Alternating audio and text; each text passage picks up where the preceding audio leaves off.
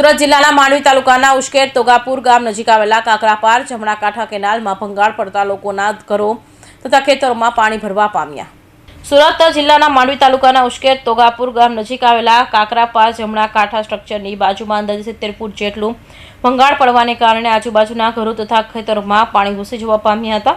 આ બનાવ રાત્રેના 3 કલાકે નહેરમાં ભંગાણ પડેલું હતું। આ ઘટનાની જાણ થતાં નહેર ખાતાના અધિકારીઓએ તાત્કાલિક ઘટના સ્થળે આવી કાકરાપાર 0HR પરથી નહેરનું પાણી તાત્કાલિક બંધ કરાવેલું હતું, જેને કારણે વધુ ધોવાણ થતું અટકી જવા પામ્યું હતું।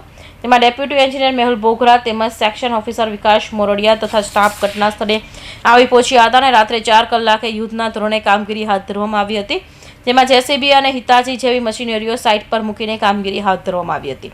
जी साहब आपका नाम? MZ बोगरा, नायब कार्यपालक इंजीनियर, सड़केश्वर पेटा विभाग।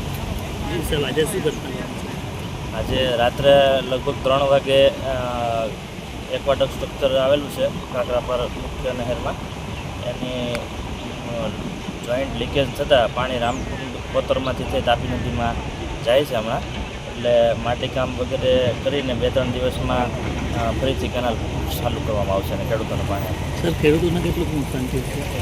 ખેડૂતોને કોતરની આજુબાજુના ખેતરો છે એમાં પાણી હવે ઉતરે એટલે સર્વે ખેતીવાડીવાળા આવ્યા હતા, એ સર્વે કરે એટલે ચોક્કસ ખ્યાલ આવશે। નજીકના અમુક ખેતરો છે એમાં પાણી ગયેલું છે। સર લોકોના ઘરોમાં પણ પાણી ઘૂસ્યું? અહીંયા ગામમાં 8 ઘરમાં પાણી ગયેલું છે। Thank you.